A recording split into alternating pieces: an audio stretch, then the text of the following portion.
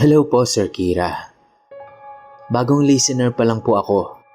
Pero pinakinggan ko na po yung stories nyo. Simula po nung unang entry nyo po sa Spotify. Nakasubscribe na din po ako sa YouTube channel nyo. Gusto ko lang din pong magbahagi ng aking karanasan na magpasa hanggang ngayon ay nagbibigay pa rin ng kilabot sa akin sa tuwing maaalala ko ito. At sana ay ganoon din ang maramdaman ng listeners. So eto na nga po. Nakatira kami sa bayan ng Sorsogon sa Bicol. Itong karanasan ko po ay nangyari noong high school pa lamang ako. Nakatira po kami noon sa bahay ng tita ko. 2-story house po ang bahay ng tita ko. Kami ng buong pamilya ko lamang ang nandoon, sapagkat nasa ibang bansa ang tita ko. Kasama po namin sa bahay yung lolo ko, yung tatay po ni Papa. Ulyanin na po si lolo ko. Yung tipong katatapos niya lang kumain, tapos kapag tinanong siya ni Papa kung kumain na siya, ang isasagot niya hindi pa raw. O kaya naman kung papakainin niyo ako di kakain ako. At kung ano-ano pa. At dahil nga po matanda na ang lolo at mahina na rin po ang pangangatawan, ay kailangang may magbabantay at mag-aalaga sa kanya. Yung unang nag-alaga po sa kanya ay pinsan lang po namin. Pero mas nakatatanda po siya sa akin nang humigit kumulang 20 taon. Konting info lang po kung bakit ganoon kalaki ang agwat ng edad ng pinsan ko sa akin. Ito po ay dahil 11 magkakapatid sila Papa at bunso po ang tatay namin. So back to the story po. Yung pinsan ko pong yun, siya po yung pinakaunang kabulig namin. Yun po yung sa pagkakatanda ko. Kabulig po yung term sa amin para sa mga kasambahay o katulong. Okay naman po si ate, pero hindi kami close. Lumipas ang ilang taon ay umalis din siya sa amin at naghanap nga ng bagong katulong si Papa. Yung ikatlong katulong po namin, nakalimutan ko na yung pangalan niya. Kaya tawagin na lang natin siyang Tia. Si Tia po ay may edad na. 50s o 60s na kung ibabase sa itsura niya. Siya din po yung pinakakakaibang katulong namin. Dahil lubos po akong namamangha sa mga mata niya na kulay gray. Yun nga lang, hindi siya makatingin ng diretso sa amin.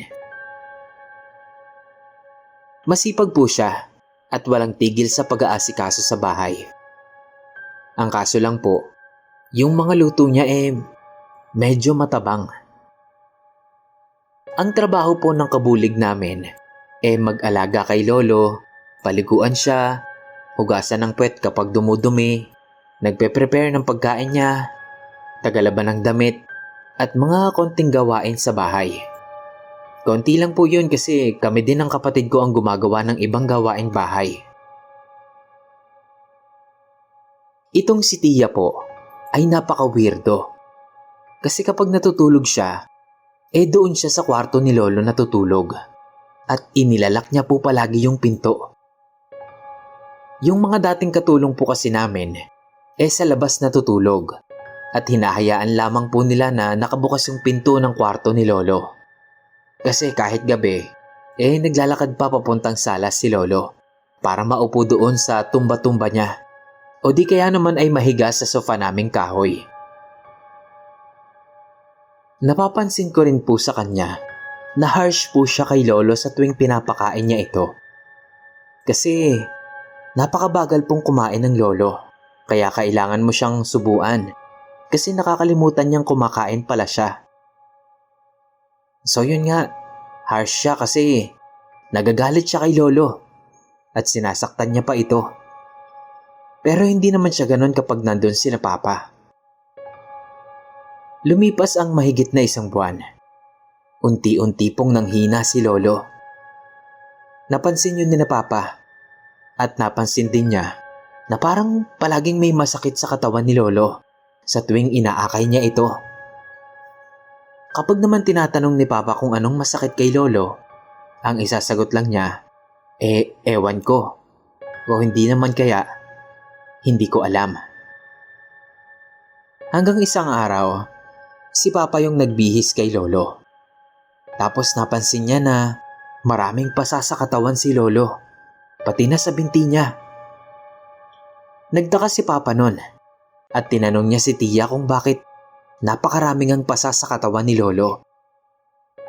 Ang isinagot lamang ng katulong namin, marahil daw ay tumama ito sa lamesa o di kaya naman ay sa upuan. Pero duda si Papa nun. Hindi siya naniwala sa mga sinabi ng katulong namin. At naramdaman siguro yun ni Tia. Dahil magmula nung araw na yon, ay para ba siyang kating-kate na makauwi sa kanila. Kesyo may sakit daw ang anak niya at kailangan niya nang makauwi. Halos mag-iisang linggo din ata siyang nag-aalburuto na makauwi na sa kanila. Ayaw sana siyang payagan nila Papa hanggat wala pa itong kapalit. Pero dahil nga atat na itong makauwi, ay wala na ring nagawa sina Papa.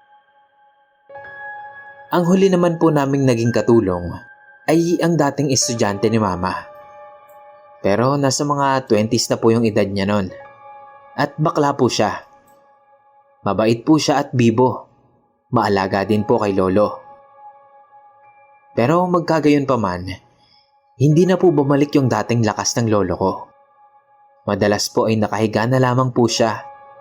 Hanggang sa makalipas lang ang ilang buwan, ay tuluyan na ngang namaalam sa amin si Lolo. Binawian na siya ng buhay. Makalipas po ang ilang buwan nung mamatay si Lolo, may inirekomendang manggagamot ang tita ko kay Papa. Siya po si Tia Ton, kilalang manggagamot sa bayan namin. At dahil nga po hindi mapalagay si Papa sa pagkamatay ng kanyang ama, kasi nga po parang biglaan din. Parang bigla na lang bumagsak ang katawan nito hanggang sa tuluyan na ngang namatay. Gusto nilang makakuha ng kasagutan tungkol doon sa mga pasa ng lolo ko noon. Pinatignan pa nila ito sa doktor pero wala naman naging findings. Kaya naman lumapit na sila sa manggagamot. At dito na nga namin nalaman ang mga nakakakilabot na pangyayari sa bahay namin. May halong pagdududa sina Mama at Papa kay Tia Ton noon. Kaya naman ang ginawa nila, ipinakita lang muna nila yung picture ng legs ni Lolo na punong-puno ng pasa. Magkahalong gulat at hindi maipaliwanag na pakiramdam ang naramdaman namin nang marinig namin ang isinagot ni Tia Ton. Nagpatira kayo ng aswang sa bahay nyo. Matandang babae na kulot ang buhok. Siya ang huling babaeng katulong nyo.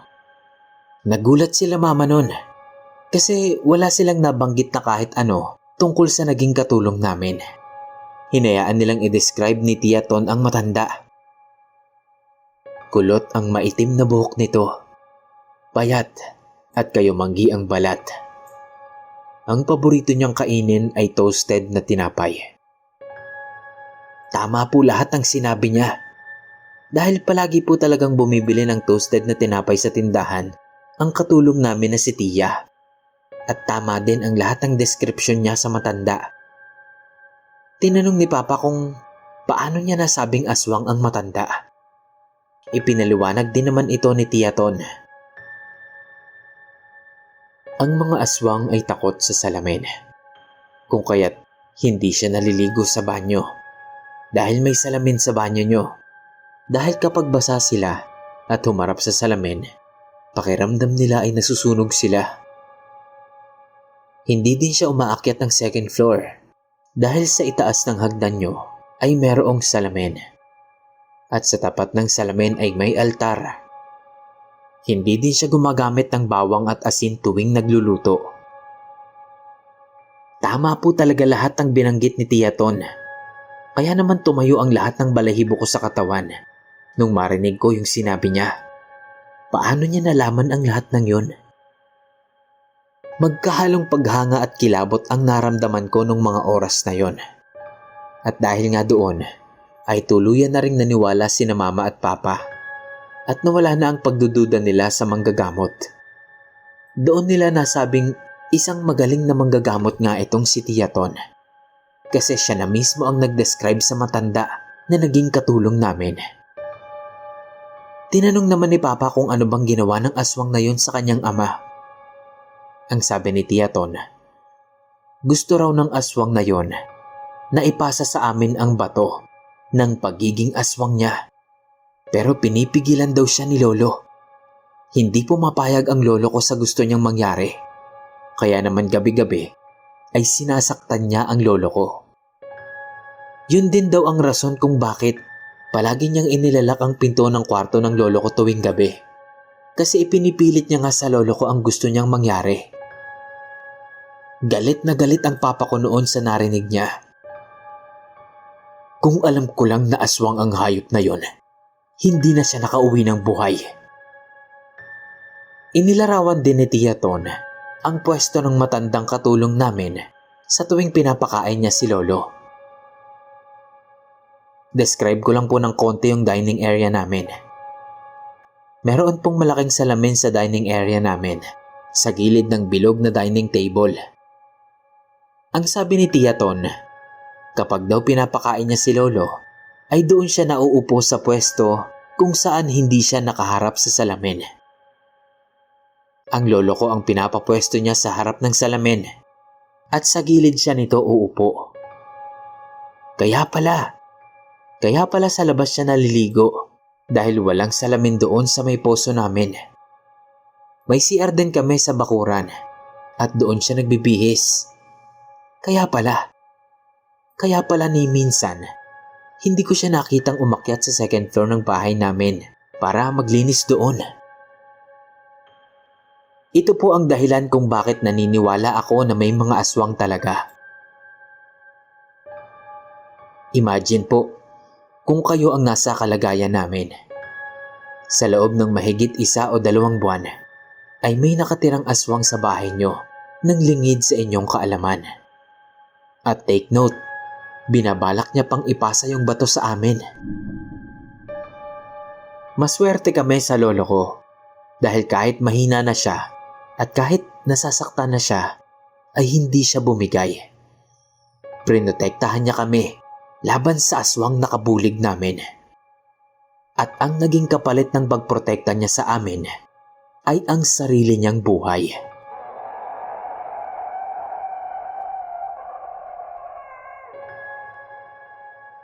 Ito lamang po muna, Sir Kira. Sa susunod po ay ikukwento ko naman po ang tungkol kay Tiyaton at ang mga kababalaghang dala niya.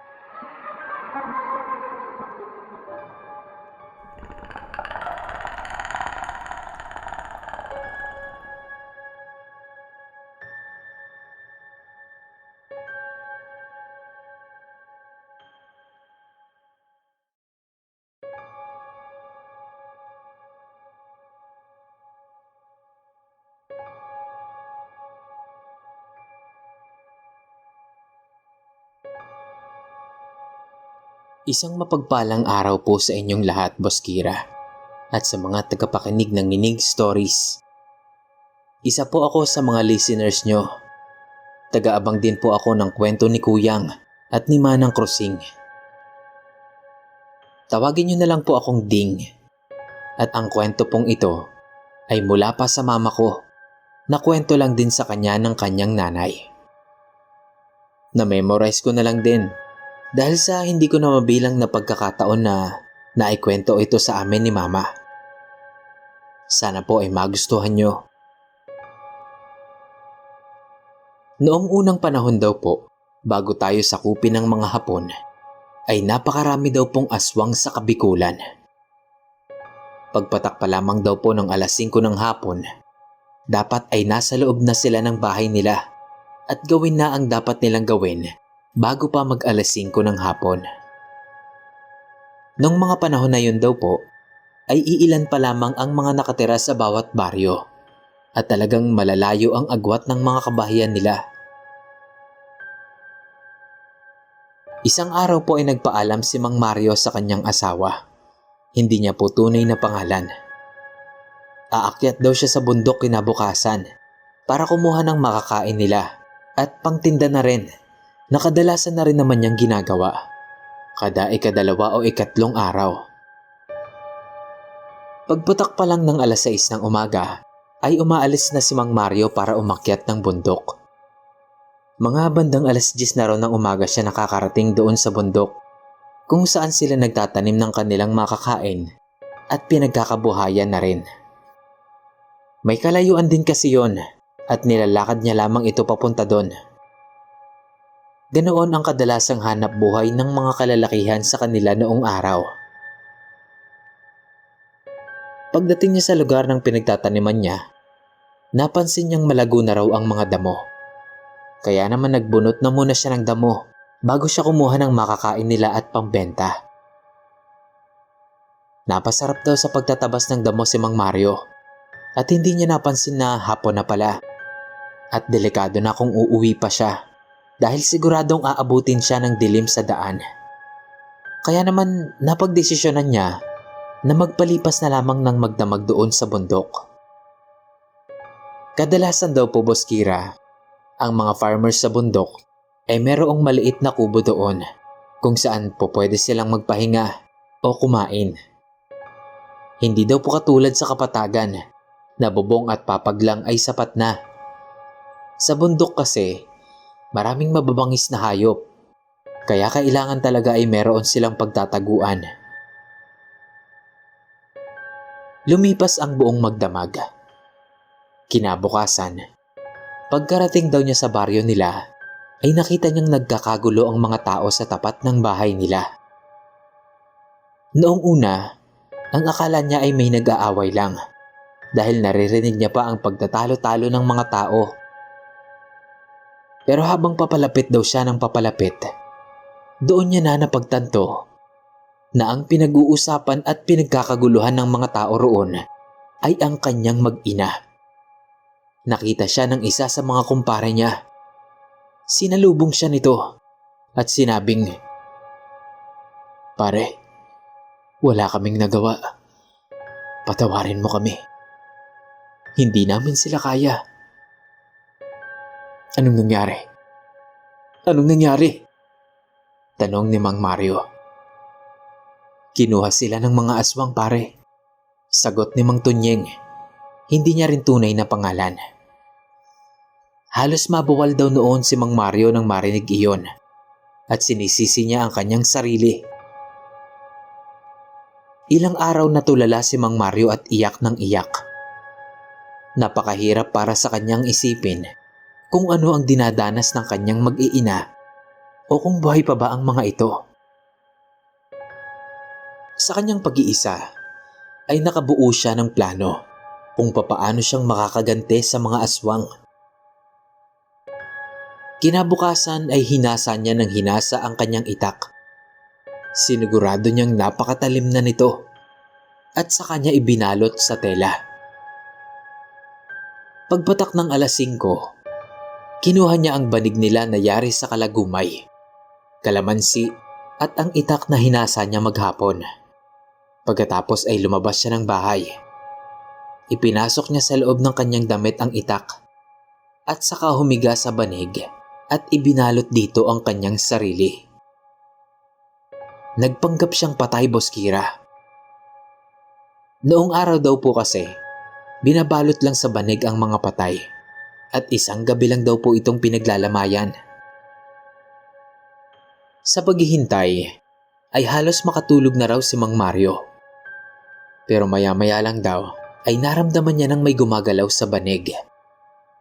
At bago pa man ito mabuksan iyon ng tuluyan, ay agad niya nang pinigilan ang kanyang paghinga at pumikit. Ilang saglit pa, may narinig na siyang nagsalita. "Buhay pa ba yan?" sabi ng boses ng babae. "Patay na to, pero mainit pa. Pwede na to," sagot naman ang boses ng lalaki, na tila ba siguradong sigurado, gayong hindi pa man siya nito nahahawakan. Maya-maya pa ay nakaramdam siya na para ba siyang binuhat. At sa pakiwari niya ay para siyang nakakawit. Sa tuwing nagmumulat siya ng mata, ay puro kabundukan at tubig ang kanyang nakikita. kailangan niyang maging maingat dahil ang plano niya, pagkababa sa kanya, ay pagtatatagain niya agad ang mga aswang na ito. Hindi bale na raw na mamatay din siya. Basta ang importante sa kanya ay maiganti niya ang kanyang mag-ina. Hindi niya mabilang noon kung ilang oras na silang naglalakbay. Basta ang alam niya ay napakalayo ng pinagdalhan sa kanya. Pagkalapag nila ay nakarinig siya ng maraming boses. May isang boses bata na nagsabing, "Tatay, sa akin ang mata ah." May isa pang nagsabi na, "Tay, sa akin ang tenga. Tay, sa akin po yung daliri ah." Sabi pa ng iba, "Oo, oo, lahat tayo ay makakakain yan. Pero mag-uumaga na. Baka maabutan pa tayo ng sikat ng araw. Kailangan na nating matulog. Kaya mamayang gabi na natin ito kainin." Sagot ng isang lalaki na sa tingin niya ay iyon ang isa sa mga bumuhat sa kanya. Nakarinig pa siya ng iba't ibang boses doon. Mga boses babae, lalaki, at matatanda. Mukhang delikado kung kikilos agad ako dito. Isang baryo o isla pala sila dito. Kailangan ko mag-isip ng ibang plano. Sabi pa ni Mang Mario sa kanyang sarili. Nang maramdaman niya na inilapag na siya, ay naghintay muna siya ng ilang oras. At noong nakaaninag na siya ng liwanag, ay saka siya dahan-dahang nagmulat. Pinakiramdaman muna niya ang paligid niya at saka siya bumangon at inilabas ang itak na nakatago sa kanyang damit. Isa-isa niyang pinasok ang mga kubo roon at napansin niyang nakatihaya at nakalawit ang mga ulo nila sa katre kung matulog. Sinimulan niya sa pinakadulong kubo kung saan sa tingin niya ay naroon ang ama't ina. Mabilis ang naging pagkilos niya noon para hindi na makalikha pa ng ingay ang mga yon. Pati ang mga batang aswang ay ginilitan niya ng leeg. Hanggang sa isang kubo na lang ang natitira, sa pinakadulo. Pagpasok niya sa kubo, ay nakita niya ang matandang babae na nakaupo sa malaking basket. Pagkatapos ay nagwika raw siya rito. "Alam kong alam mo kung saan nila ako kinuha. Ibalik mo ko ron. Kung hindi ay papatayin din kita." Sumagot daw ang matanda. "Matanda na ako. Hindi ko na kayang lumipad." "Sige, kung hindi mo ako maihahatid, wala ka nang pakinabang sa akin. Papatayin na lang kita." Sagot ni Mang Mario sa matanda. At noong akmang iaangat na ni Mang Mario ang kanyang itak, ay bigla naman daw nagsalita ang matanda. Sige, ihahatid na kita.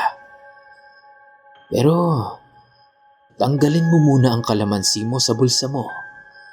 Hindi kita kakayanin kung hindi mo yan tatanggalin." At ayun na nga, Boss Kira. Ganon nga daw ang nangyari. Dinala siya ng matandang aswang sa baryo nila. At pagkalapag sa kanya nito, ay tinaga niya agad ito.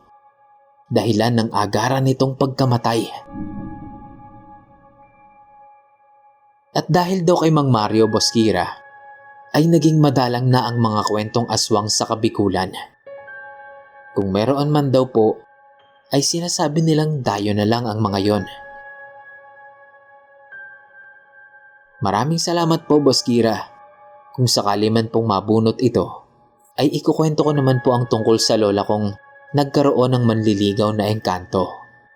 At pati na rin po ang sarili kong karanasan. Maraming salamat po. God bless.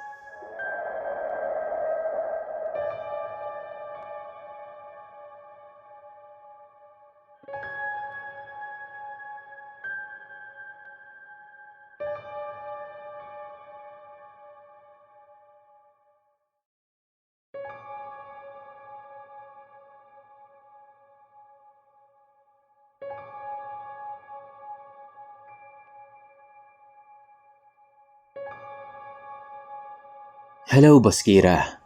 Magandang araw po sa'yo at sa mga tagapakinig mo. Nais ko lang po sanang magbahagi ng kwento. Boss Kira, hindi naman ito sobrang nakakatakot, katulad ng kwentong ibinabahagi sa iyo ng ibang listeners mo. Pero nagbigay po ito ng kilabot sa aking pagkabata. Maikli lang naman po ito, kaya sana ay mapansin ninyo. Tawagin niyo na lang po akong Rico. Tubong Aurora. Pero dito na kami naninirahan ngayon sa Pasig. Nangyari ito noong siguro ay mga 10 taong gulang pa lang ako. Naiwan kasi kaming magkakapatid noon sa bahay dahil umalis ang parents namin upang makipaglamay at makipaglibing kinabukasan noong araw na yon. Sa lugar namin, 2 lang kaming magkatabing bahay at ang iba ay medyo malayo ang pagitan mula sa amin. Madaming puno ang nakapaligid, kaya naman hindi pansinin yung bahay namin, kahit pa nga napakalapit lang namin sa kalsada. Boss Kira, kubo lang po ang bahay namin doon, kaya naman bawat ingay sa labas ng bahay ay dinig namin yon mula sa loob. So eto na nga, tapos na kaming mag-dinner noon, kaya naman naghanda na kami upang matulog. Nakaalis na din ang tita naming nagdala ng pagkain sa amin, kaya nagsecure na kami ng pinto at bintana. Hindi pa ako dinadalaw ng antok noon, kaya naalala kong naglalaro pa ako ng brick game noon. Hindi ko alam kung anong oras na ng gabi yon, nung makadinig ako ng mahihinang kaluskos mula sa itaas ng bubungan namin. Hindi ko pa nga yun pinansin nung una, dahil iniisip kong baka hangin lang yon sa labas. Saglit lang, iba na ang pakiramdam ko sa labas ng bahay namin. May iba na din akong naaamoy na hindi ko mawari kung ano. Kaya naman umupo na muna ako at mas nakiramdam sa paligid. Maya-maya ay nagising na din ang kuya ko dahil kaming 2 ang magkatabi sa higaan. Sinenyasan niya pa ako noon na huwag maingay at nakiramdam din siya. Sa mga oras na yon, Boss Kira, alam na namin may iba sa itaas ng bahay namin dahil nadidinig at nararamdaman naming paikot-ikot itong gumagapang sa itaas. Sinenyasan ulit ako ni kuya na bumaba muna ng tahimik. Double deck kasi yung higaan namin noon. Tabihan ko raw yung 2 ko pang kapatid sa baba. At doon nga pagkababa ko ay nagtalokbong kami ng kumot.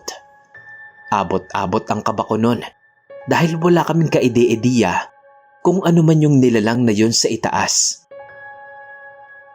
Hanggang sa maya-maya pa, nadinig namin yung tito namin sa kabilang bahay na bigla na lang sumigaw. "Subukan mo lang bumaba dito. Hindi ka sasantuhin ng baril ko, Emong." Pagkatapos nun ay nagpaputok si tito ng warning shot. Actually, Boss Kira, hindi na ako sigurado sa pangalang binanggit ni tito. Pero parang Emong kasi yun. Pagkatapos ng warning shot na yon, parang mas lalong naglikot yung nasa itaas ng bahay. Yung kung anumang nilalang yun. Paikot-ikot ito na para bang nagwawala. Nagbigay ito ng isang mabigat na galaw. Pagkatapos nun, ay bigla na rin naman itong nawala. Matapos yun, Boss Kira, ay doon na kami natulog sa ibaba dahil baka bumalik pa ulit yun. Kinabukasan ay pinuntahan kami agad ng tito namin. Tinanong niya kami kung okay lang daw ba kami at kung nadinig daw ba namin yung ingay kagabi. Sinabi namin sa kanya kung ano yung nadinig namin. Kaya naman sinabi din sa amin ni tito kung ano daw iyon. At doon na namin nalaman na aswang daw pala yung nasa itaas namin. Buntis kasi yung tita namin noong mga panahon na yon. Yun din ang dahilan kung bakit hindi sila nakasama sa parents namin upang makipaglibing.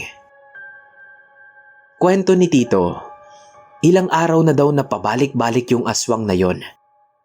Pero yung gabing yun daw kasi talaga ang pinakamasamang dalaw nito. Halos panawan daw ng malay si tita dahil sa sobrang sakit ng tiyan nito. Awa naman po ng Diyos ay okay naman ang ipinagbubuntis ni tita at nakapanganak naman po ito ng matiwasay. Ang hindi ko lang po alam, boss, ay kung papaano nalaman ni Tito yung pangalan ng aswang na yon.